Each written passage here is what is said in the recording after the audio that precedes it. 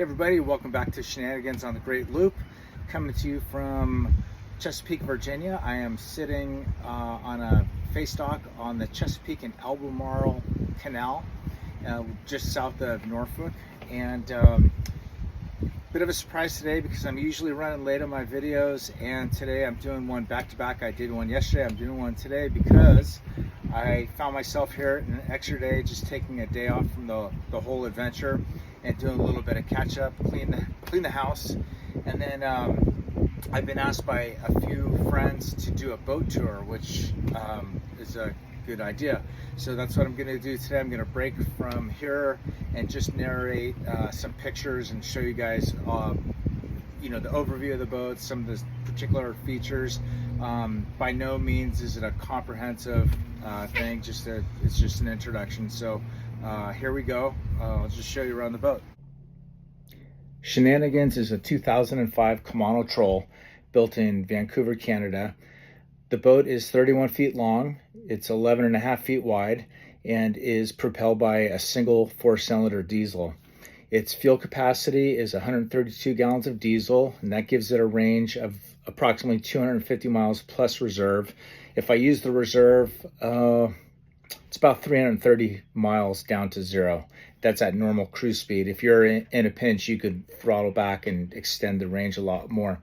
The boat accommodates 3 to 4 people. It works great for one.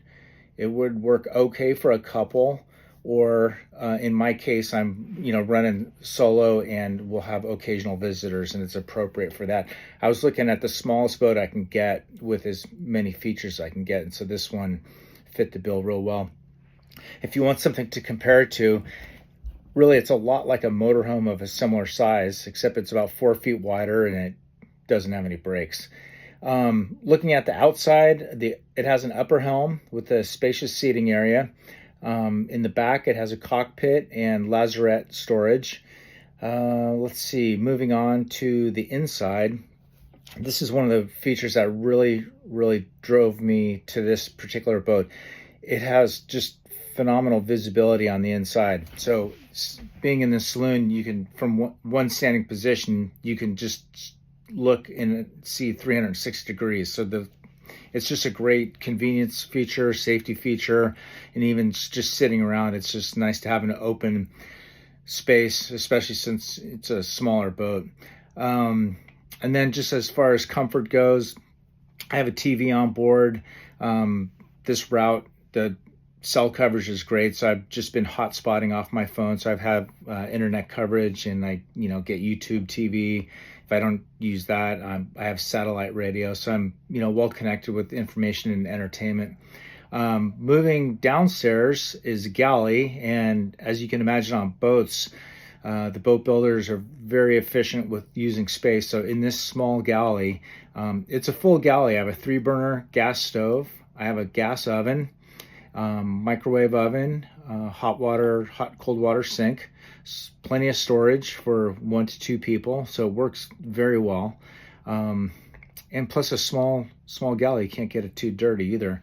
Moving forward is the forward stateroom, and in this particular configuration, it's called a V berth. So it can accommodate 2 people easily. There's an insert for a couple, but it works very well just using it as 2 single berths. It has a locker, again, using just every nook and cranny. There's more lockers that are not in this video, so there's lots of places to store personal stuff or tools or parts or whatever. The bathroom on the boat is called a head. So this head is this one's called a wet head because it combines a shower and a toilet. So again, it's just very efficient use of space. Boats about this size and smaller would have a wet head. It's pretty rare on a boat this size or smaller to have a dedicated shower. So it works fine for one person. Moving back upstairs about accommodations, looking back into the saloon area, the settee actually converts to a double berth. So I would say the dimensions are somewhere between a full-size bed but maybe not quite a queen. So makes a real nice single berth, but it works as a double in a pinch. Also, to the subject of personal comfort in here, This is the first time I've ever had AC on a boat, and I didn't really get why you need AC on a boat. But now that I'm on the East Coast, I don't think I could be on this boat without the AC. It is bloody hot, and thank goodness the marine air system on this boat, it just cranks out cold air. So it is absolutely clutch and, needed on this boat. Moving on to safety, and again, this is by no means comprehensive, but I have PFDs, personal flotation devices, around the whole boat, more than enough for all the individuals that would be on here. I have signaling equipment so I can make noise and be seen. Fire detection, so smoke detector and CO, carbon monoxide detector, and then I have fire bottles around the boat. Of course, I have a first aid kit too. Let's see, moving on further to navigation and communication. I have two Raymarine chart plotters and two Standard Horizon VHF radios. So it's good to have two. I got trained on redundancy, and I was taught two is one and one is none.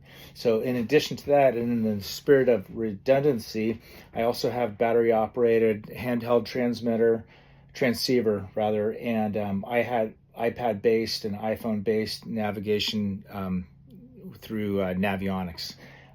So that backs up the boat stuff with battery operated stuff too. So I'm pretty covered there. The Navionics is great. There's a little bit of a delay to it, but it's super user friendly.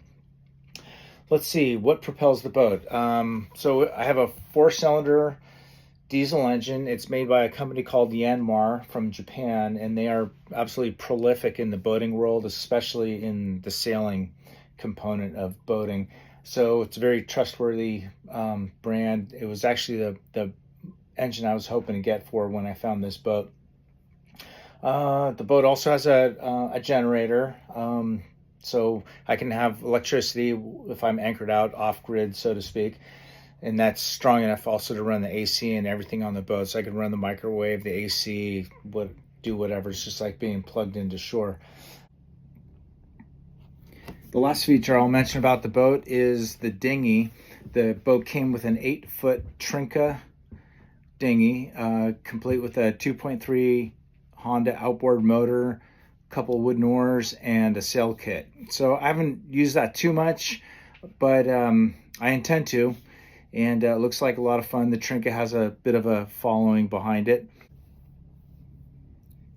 And that's bringing us to the end of the tour.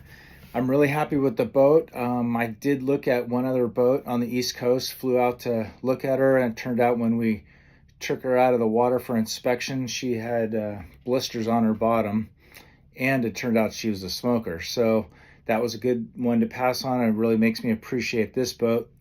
The previous owners definitely put a lot of thoughtful work into this boat, and I have to say it's better than a new boat. It has so many good features and thoughtful maintenance put into it. So so let's continue on the Great Loop. Glad you're there. Looking forward to putting some more miles on the boat, and see you next time for more shenanigans on the Great Loop.